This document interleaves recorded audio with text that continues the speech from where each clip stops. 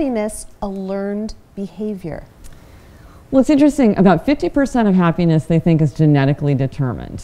People are born Tiggers or Eeyores, and that's pretty much hardwired. And we see that. You just know that from daily life.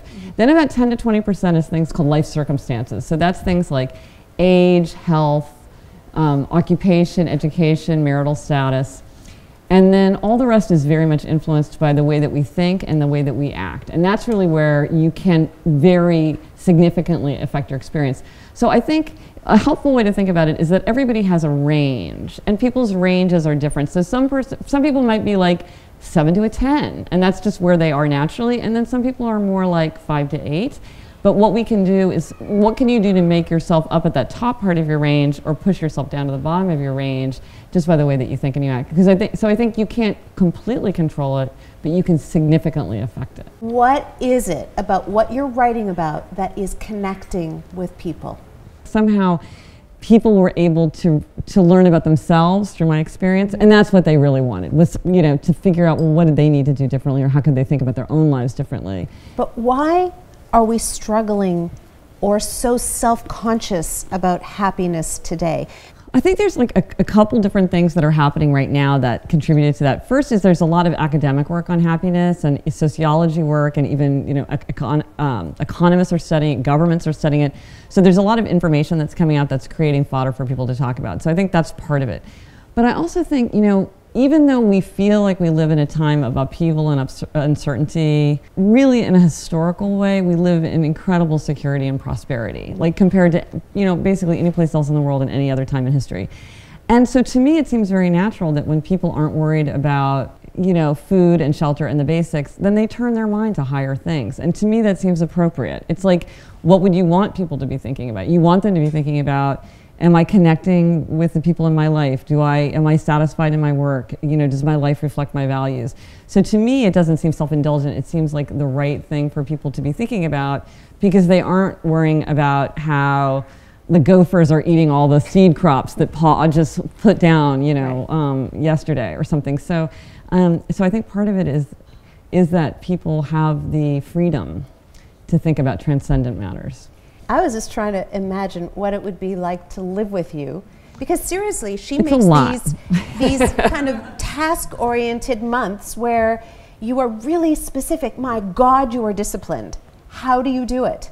So I'm an upholder. So I am an extreme person in terms of being able to follow rules. And there can be negative consequences for that. Like, that's why people end up going to law school. So it is very easy for me, and I would say it's much easier for me than it is for many people. But that makes me sort of a good test case, because I do all these things, so you don't have to. You can pick and choose 3. I do 100 things, and you do 3, and then, you know. So what is it like for your kids, growing up with a mom who is that disciplined? In a household or any kind of situation where you're engaging with people, one person's habits affect other people's habits. And certainly because of something called emotional contagion, one person's emotional state will spread to other people. We infect each other with emotions. So I think that my children, I don't explicitly talk to them very much about these things, but I think I've made such an effort to be more calm, more patient, more lighthearted.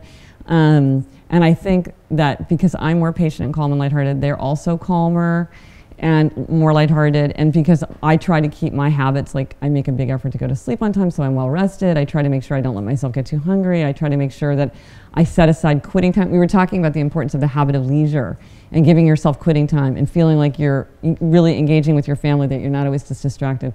So I feel like what I've done benefits them, even though I don't sort of explicitly try to nudge them into following my strategy specifically. Our relationship with technology, happy making or crazy making? Well, I think technology is sort of an amplifier of human nature. So, and technology is a good servant but a bad master. And so one of the big questions among happiness, you know, folks is or do things like Facebook and Twitter make people happier? Too much of anything is often bad. But I'm a big believer in the fact that, because really one of the things that is a key to happiness is strong relationships with other people. And so if technology is something that makes it easier to stay in touch with other people, then that's going to help your happiness. If it takes over, if you're spending way too much time, if it's to the exclusion of face-to-face contact with people, then it's not so good. You know, something like an e-reader, it's like, now you can travel and never have that panicky feeling that you might run out of reading material, or what are you going to do if you get on a 5-hour flight and it turns out you hate that novel that everybody told you was good and now you're trapped. You know, like people are like, thank goodness I have my e-reader, I have a whole library, like, you know, so it can be good, but then like anything, if you let it take over. And I think it's easy to let it take over. And so one thing that's really helpful with technology is to say, well, there's sort of the moment where you're like in it and it's exciting, and then after about a half an hour, then you start getting into the bad trance. If you don't enter, if you're not there already, entering into it in the bad trance. But there's one thing I would say to everybody, is if you say to yourself, I am too tired to do anything but watch TV or cruise the internet, go to bed. And if you say to yourself, I deserve a little downtime. Like if I don't spend an hour watching Law and Order reruns every night, there's no time for me. I'm like, don't have that time between midnight and 1 a.m. where it's a very low value time. Go to bed earlier and wake up earlier. And somebody said to me, I'm not gonna watch TV first thing in the morning. I'm like, right, you're gonna do something better. Like you can find a better, you get more bang for your happiness buck. But there is a connection therefore with sleep and happiness. Oh, I think it's huge. Yeah. Yeah. How many people here get at least 7 hours of sleep a night? Good, well done, well done. Yeah, yeah. How many people here use the snooze alarm? Oh, that's an instrument of torture. Don't do it. Yeah. Happier at Home deals a lot with stuff. Yeah. So what do you think? Possessions make us happier because we do collect, our houses are bigger, we have more cupboards, but then there's a whole contingent of people who are becoming vagabonds, who throw in the backpack and they say possessions are evil. What are your thoughts? Yeah. For most people, possessions have an important role to play in a happy life. They allow us to project our identity into our environment. They are important reminders of the people and places that we love. But when you're sort of overwhelmed with possessions that you're not really engaged with, they do make you feel guilty and overwhelmed. And so it's important to sort of stay on top of them. There's some weird connection between getting control over your stuff and feeling control of your life. And if it's an illusion, it's a helpful illusion. And so there is something about getting rid of the things that you don't need, you don't use, you don't love, that makes you feel like you have more energy, more creativity. It's like you can kind of self-medicate through clutter clearing. What is it like for you personally to be this new guru of happiness? I don't really think of myself as a guru. I always just think of myself as a writer, and I spend my whole day doing exactly what I would be doing. I do on vacation exactly what I do during the week. So I have to say, like, I feel like the luckiest person in the world. So I never take it for granted. The intellectual freedom that I have to think about what I want to think about and to do what I want to do.